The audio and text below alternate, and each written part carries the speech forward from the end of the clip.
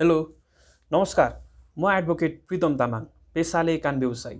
मेरो यस कानुनी सल्लाह च्यानलमा यहाँ सबैलाई स्वागत छ।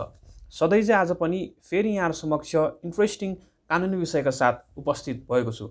आजको यस भिडियो अत्यन्त महत्त्वपूर्ण रहेको छ, किनभने आजको यस भिडियोमा म यहाँ समक्ष यदि यहाँहरू लिभिङ टुगेदरको रिलेसनसिपमा हुनुहुन्छ, यहाँहरू कपल हुनुहुन्छ र यस्तो अवस्थामा यदि पुरुषले महिलालाई विवाह गर्छु भनेर झुठो आश्वासन देखाएर चाहिँ फिजिकल रिलेसन राख्यो र यस्ता अन्य विविध कारणको बेनिफिटहरू चाहिँ अचिभ गर्यो भने, प्राप्त गर्यो भने र पछि विवाह गर्न चाहिँ अस्वीकार गर्यो, विवाह गर्दिन भन्यो, यस्तो अवस्थामा के गर्न सकिन्छ त? अब कसरी न्याय पाउने हो त? र यो कन्डिसन, यो सिचुएसनमा धेरै महिलाहरू डिप्रेसनमा पनि गएको छ सोसाइटीमा। तसर्थ पनि आजको यस भिडियो मैले बनाएको हो। र यसै गरी अर्को सिचुएसन कस्तो हुन्छ भने यहाँलाई गोप्य तरिकाले विवाह गरेको पनि हुनसक्छ, अर्थात् मन्दिरमा गएर केही सीमित व्यक्तिहरूलाई मात्र इन्भाइट गरेर विवाह गरेको हुनसक्छ। र विवाह गरिसके पश्चात जुन विवाहमा फोटो खिचिन्छ, भिडियो बनाइन्छ, सबै कुरो चाहिँ पुरुषले डिलिट गरेको पनि हुनसक्छ।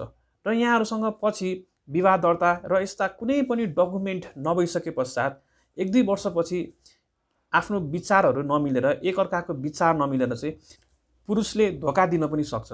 र यस्तो अवस्थामा पुरुषले चाहिँ अब तिमी मेरो श्रीमती होइन, हामीसँग कुनै पनि डकुमेन्ट पनि छैन, म्यारिज सर्टिफिकेट पनि छैन र हाम्रो विवाह भएको कुनै पनि फोटो भिडियो पनि छैन।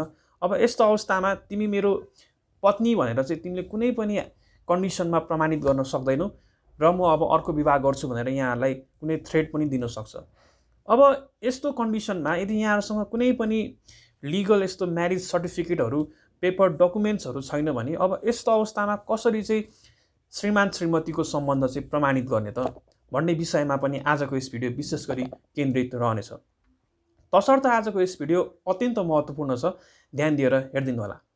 र कुरा गरौँ अब अघि मैले भनेको अवस्थाहरू छ भने अब त्यस्तो अवस्थामा सम्बन्धित व्यक्ति चाहिँ पति हो, हस्बेन्ड हो भनेर चाहिँ कसरी प्रमाणित गर्ने त? के कस्ता प्रमाणहरू आवश्यक पर्छ?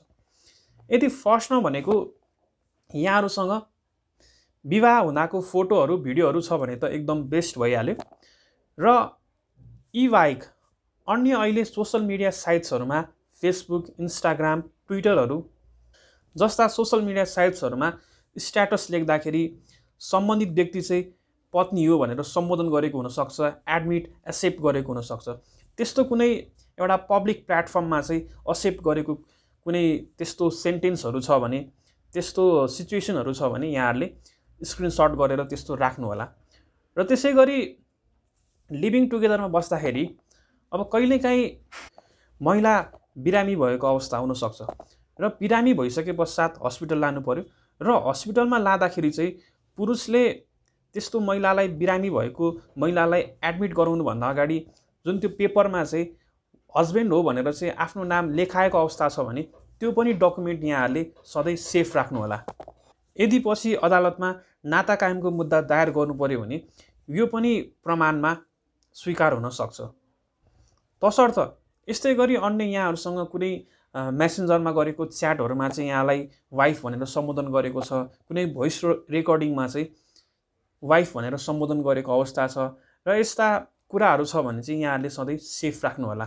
पछि यदि पुरुषले यहाँहरूलाई धोका दिएको अवस्था छ भने विवाह गर्छु भनेर चाहिँ यहाँलाई फिजिकल रिलेसन राख्नेदेखि अन्य विविध कुराहरूको चाहिँ बेनिफिट लिएर पछि धोका दियो भने यस्ता प्रमाणहरू चाहिँ यहाँलाई आवश्यक पर्न सक्छ।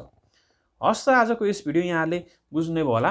फेरि पनि आगामी दिनहरूमा यस्तै इन्ट्रेस्टिङ कानुनी विषयका साथ उपस्थित हुने नै छु। धन्यवाद, नमस्ते।